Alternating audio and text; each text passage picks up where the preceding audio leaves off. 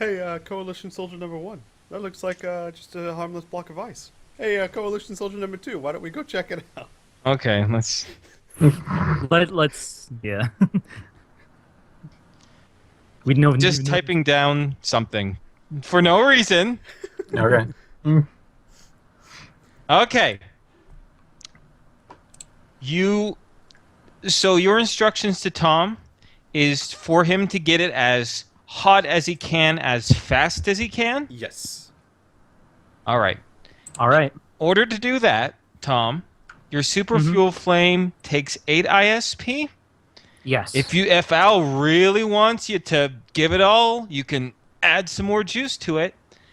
And if you double it to 16 ISP, you can get it really hot. Like thermite hot. I am going to double it to 16 and try and expand it the full 160 feet. Okay.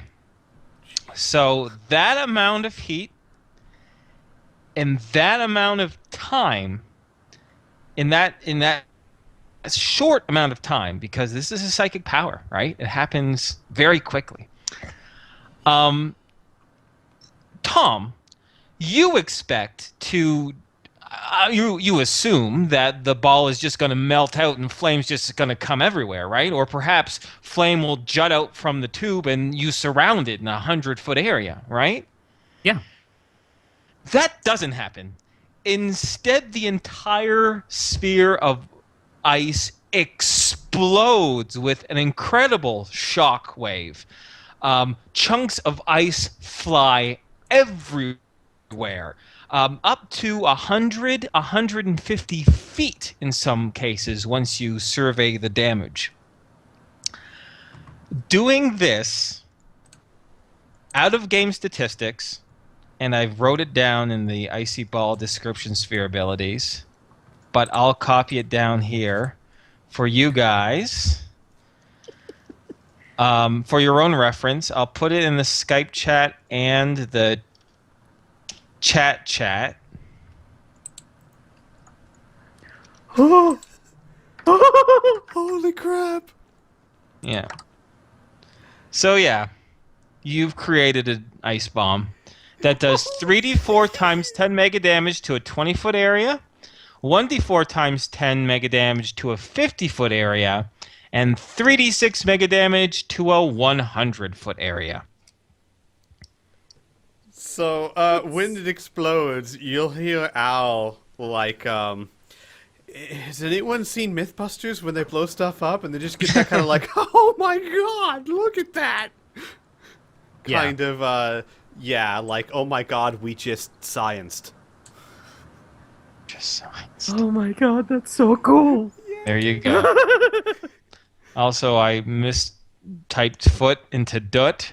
There's no such thing as a dut area. Don't even ask. Yep. So there you go. Anything else you want to experiment with, you little bastards? I actually would like to as well. Remember when we turned the outside into wine? Mm-hmm. What if I were to light that on fire and then try and superfuel that? That, when you do that, it consumes the ball and it becomes a giant flaming ball for only about a period of about 30 seconds until it melts down into nothing. Damn. Well, shit. Yeah, it's not as pretty as an explosion, but that's fine. Yeah. This is still really cool.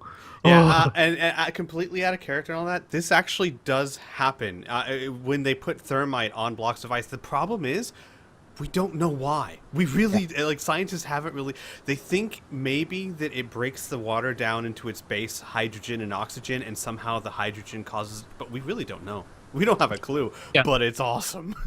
Mm-hmm. So there you go. You've created an ice bomb, thanks to Mythbuster Science. Yes. Science! Okay, all right. Any other experimentation or any other things you guys want to actively pursue throughout this week, or do we want to start rolling on some random event tables? Let's... I'm ready to start rolling on some random event tables. I am as well. Piffy? Yeah? Yeah. Okay, so who would like to roll first? I assume you guys, like I said, you guys can roll as many times as you like. Just since you're all interested, just take turns. I'll save my turn. I'll do it. I'll do it. Roll a 1d100, baby. Okay.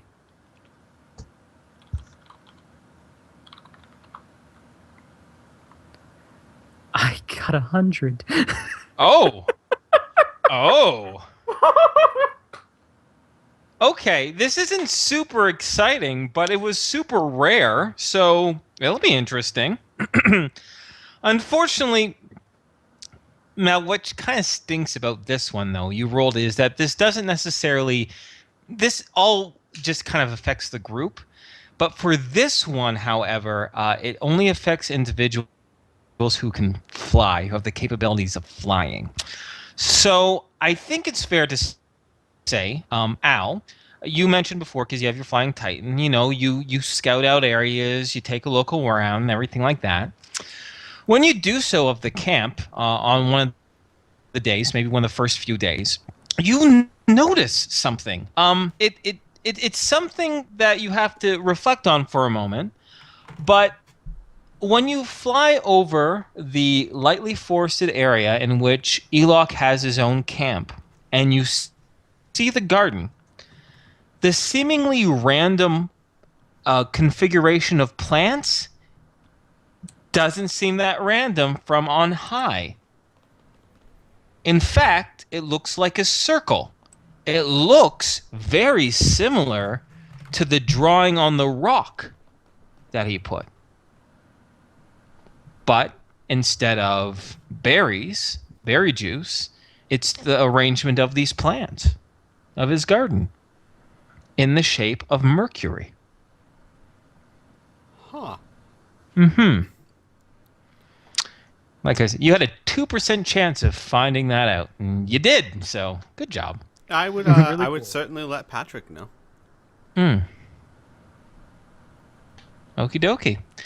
Like I said, not the most exciting random event, but I thought it was interesting. All right, who wants to roll next?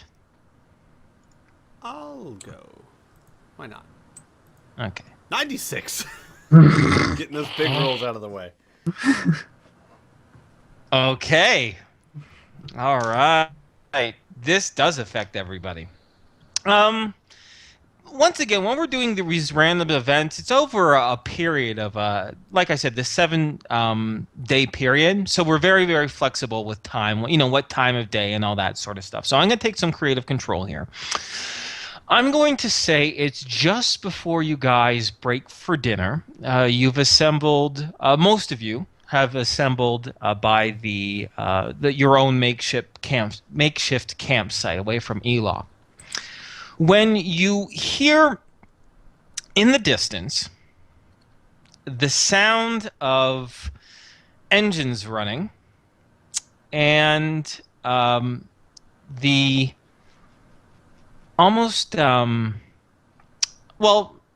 rush of engines, we'll just say. I would like everyone to roll me a D100, please.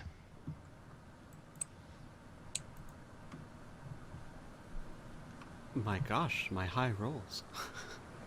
Oh my god. Okay, you got a 10, Tom? Yes, that is a 10. Good. You've heard the sound of these engines before when the behemoth was attacked by sky cycles. Shit. How's the cover overhead? A light forest, so it's not like you're in the middle of a field, but how can I? What kind of comparison can I give you? They'll still be able to see part of our camp, sort of. I'll say yeah. A section of the camp. I'd say a good 50-60% of the camp can be seen by open air. Okay. Tom is just going to tell the rest of the party sky cycles, and if there is an active fire, he's going to extinguish it. Okay. There was an active fire that started, so you do extinguish that. Mhm. Excellent. Um, Uh-huh. two questions. One, yeah, and if Al wouldn't know this, just tell me Al wouldn't know this. Do sky Okay. cycles have any sort of radar on them? They are a coalition vehicle. It's likely to assume they do. Okay. Do power armors have any way of shutting down and turning back on quickly? No. Okay. Then Al's gonna say, if they are sky cycles, they're gonna pick up my power armor.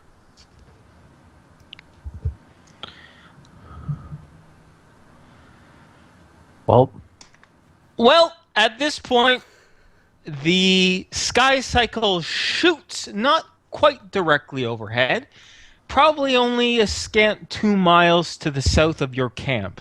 You're able to see a black streak jet across the sky, and you estimate, those mathematically inclined estimate, it was going at least 600 miles per hour. Incredibly fast. As soon as as soon as it shows, it disappears. It seemed to have been its trajectory seemed to have been coming from the south, moving to the north of your position. mm. Okay. Well, I hope they didn't see us. you and me both. I'm going to wait until I don't hear them anymore, and then I'm going to relight the fire. Okie dokie.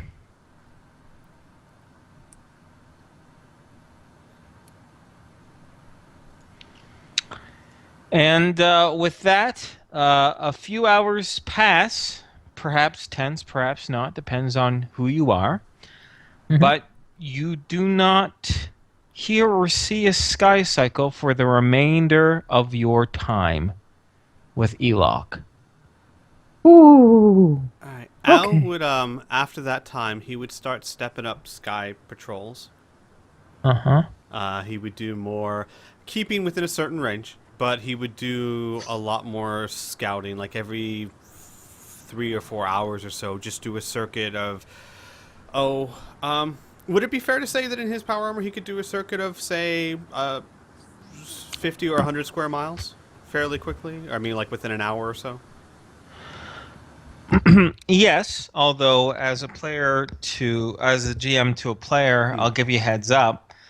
Since Al has a very good idea to assume sky cycles have radar on it, you being actively doing that will increase your chance of being spotted on radar. Okay. Well then. Okay. So okay, I get it, because I was thinking if I'm on radar, I'm on radar. But it makes sense. If I'm flying around, it's easier to pick me up. So Indeed. then Al would actually stay. In fact, like when you were breaking for dinner, like I said, we assumed that your armor was on during exploration and combat, so the power armor wasn't on. Okay. Okay.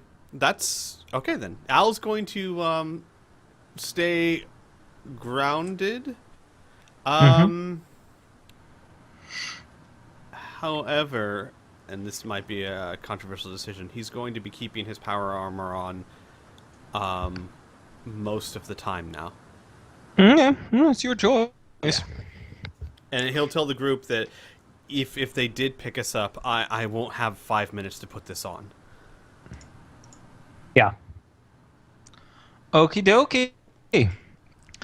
So, Piffy, if you guys want to keep on rolling, while you're rolling bones. Let's see if I get 100.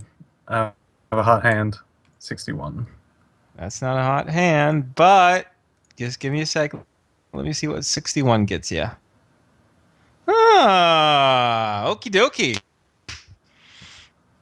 So this scene is dependent on individuals who are interested in doing some exploration of the area, whether it just be scouting or wandering or what have you. This would have to happen outside of the actual campsite itself. You guys can rationalize yourselves why you would all go together or not, but let me know who wants to participate in this scene. Well, since I rolled it, I almost feel obligated to do so, and I think Patrick would probably be curious enough about surroundings, plant life, things like that. Okay, great. Who else would like to go? If we say this happens after the sky cycles, Al would go with Patrick if for no other reason, just to buddy system. Sure, we can rationalize it that way. No problem. Tom, you gonna come along as well? He would need to be asked. Sure, and I don't see any reason why anyone wouldn't ask Tom. Right? Yeah. I mean, Yeah. we've got 7 days of nothing to do. Hey, let's. You want to come with us? Yeah, sure. Okay, perfect. So, as you peruse through the area, you get about maybe 5 miles out of camp. In this particular direction, you've gone a little bit more to the east. Actually, to the southeast, we'll say. When through the woods, you stumble upon or you encounter a fellow human. He seems to be on his own, and he is, of course, decked out in light body armor. And it is a generally friendly encounter. This man, he has what looks like a very, very short beard. Maybe, you know, that lovely time in between when your facial hair goes from scruff to beard? That kind of weird threshold area where I'm like, I don't know if that's long scruff or short beard. That's what he's packing right now. Very, very black, jet black. And he looks like he's in his probably late 30s or so. And he introduces himself as Three-Toed Tom, or Triple T. It is very clear at this point that he is a local trapper in the area. And at this point, we will slip into more in-character conversation, if that's fine by you. Sure. Al takes Okay. a minute Yeah, to Sure. to realize that he will never ever be able to grow a beard like this man. Very few people can. No elves can, that's for sure. And after, I've glossed over the part where I'm assuming you guys don't want to blast Three-Toed Tom out of his Pretty boots. sure. Oh, no. No, Pretty exactly. And he has no interest in being aggressive towards you. So I glossed over the initial, encounter and introductions part. And he takes a more of a careful look at you, and he goes, "Well, now all I got myself is just some fox skins and some beaver pelts here. I don't suppose gents like you are interested in trading for that, would you?"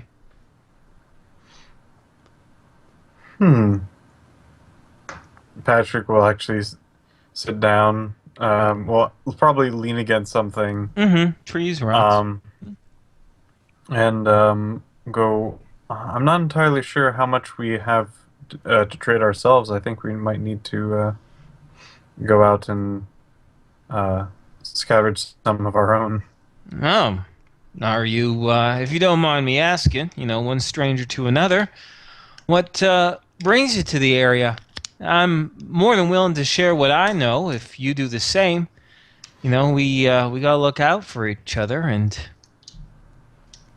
knowing what's around the corner is handy. It's actually why I'm out here. I've been trying to find out what kind of plant life would be around this area. Oh, shit. I could tell you what normally grows, although, to be honest, frost is probably going to hit us in another week or two. So, if you're looking to harvest some of the greens around here, you best do it pretty quickly. As for what grows naturally, now I have to admit, I kind of range in this area, but mostly I'm just coming back from some DB village here. I've been doing some trading with the VOD, and heading back to the coast here to a little place that I found out. It's a good little trading village. I guess if I call any place home, it's that.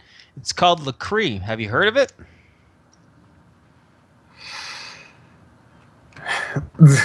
Patrick, you sure have. I sure have. Mhm. And he goes, "Oh, do you, do you, Badger's just gonna stumble a little bit. Have you, Oh, sorry. How rude of me, he says. You were asking about plant life, and here I am talking about arranging. All right, so in this particular area, let's see here. You got yourself poison ivy, poison oak. You got some clover, of course. Now, are you looking for stuff that flowers or something that bears fruit? Or are you just talking about like the general greenery? Because I can go on and on and on about the type of thicket bushes and all that type of shit.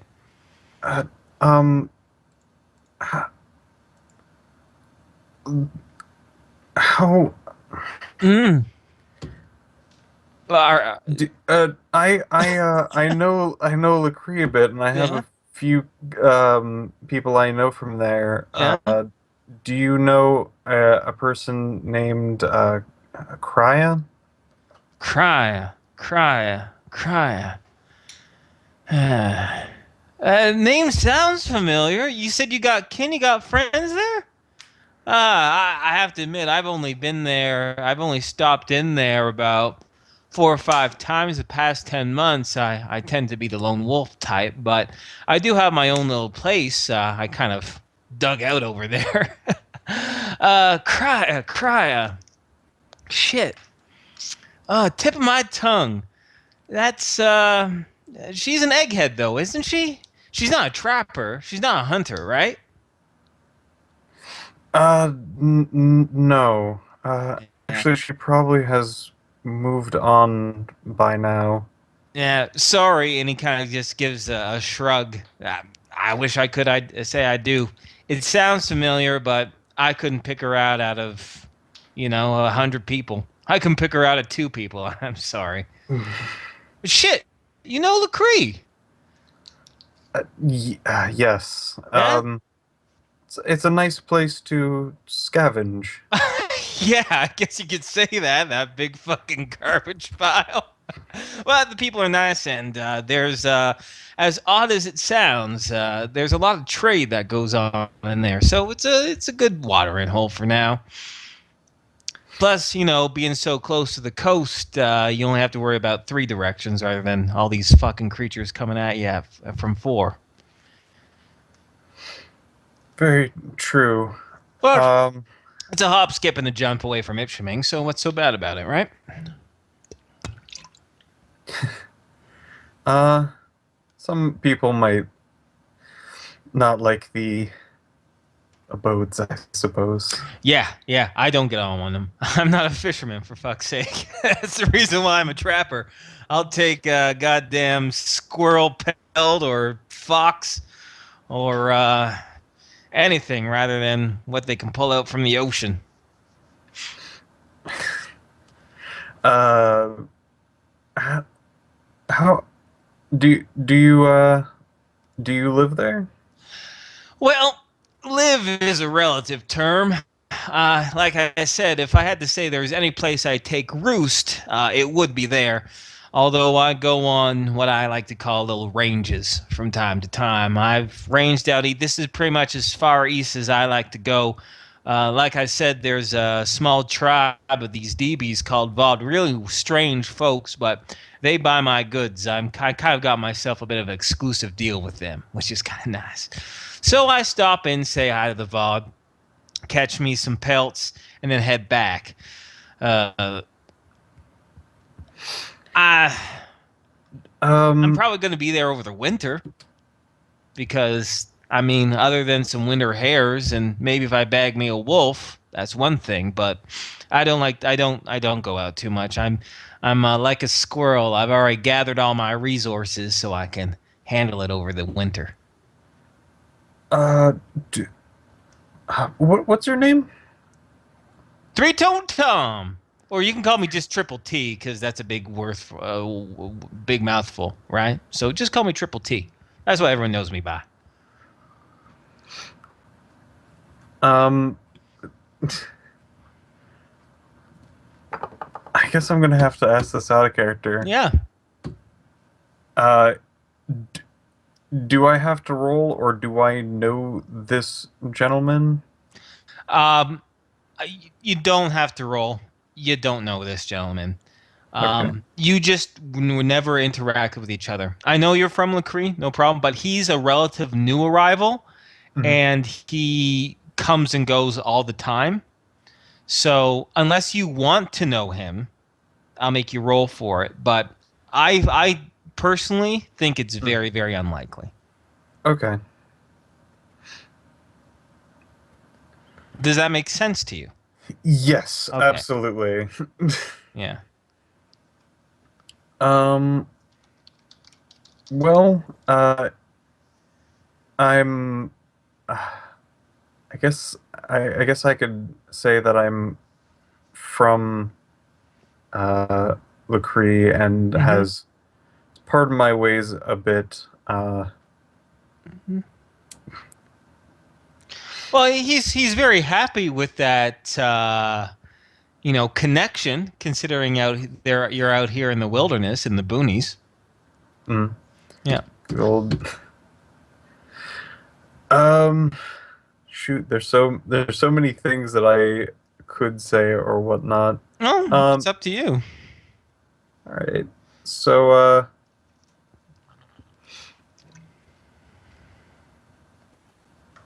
shoot. Do you want him? He's very talkative. He hasn't talked to people in quite some time, so he has plenty of questions if you need some time to think there, Piff.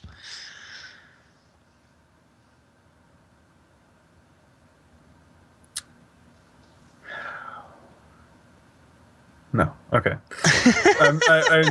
I'm debating with myself in so many different ways. I'm sorry I'm so silent for this. Maybe I should say it out loud, but there's so many things that are like Okay. going through my mind at the moment. Okay. Well, I'm So, glad I've broken your brain. I'm proud of that, I guess.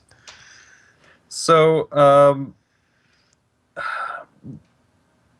Patrick would actually ask Mm-hmm. specifically if he knows a um a madam and gentleman by Mr. and Mrs. Kinsman.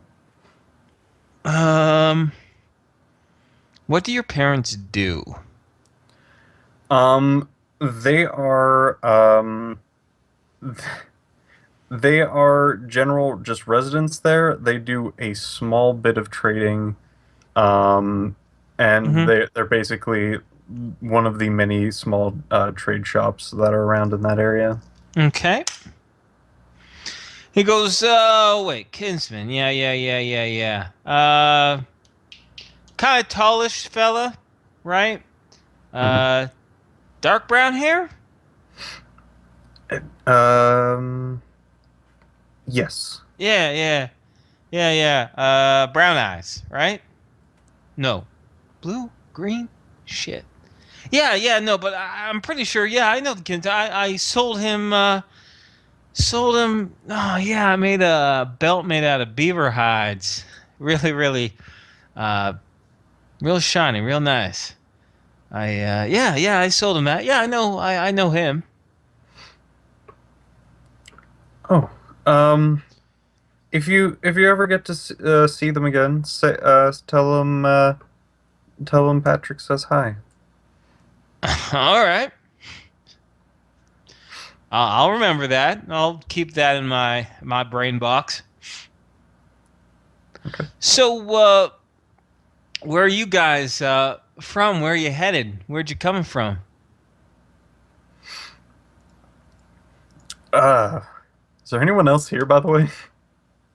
Yeah, we're all here, All right. Mm-hmm. but we're letting you take this conversation. I mean, Yeah. Okay. We're basking in your glow. yes. Okay. Um, he would Patrick would say, "Oh, we're just kind of passing through at the moment. Yeah. Taking a brief detour to uh, uh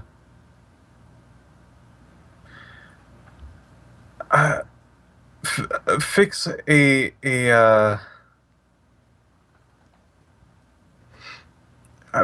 We're treating somebody. Oh, Yeah. shit. Well, I hope they're okay. Wait, so wait, where are you traveling from? What direction? Oh, we were so many different directions. General. Recently, we've been traveling from the south. I guess wouldn't really- you went to the southeast, so I guess you said you're more northwest. Actually, you came from the north, right? Is that what you're talking about? I'm more talking about like far south. Oh, okay. Like Oh, I gotcha. All right.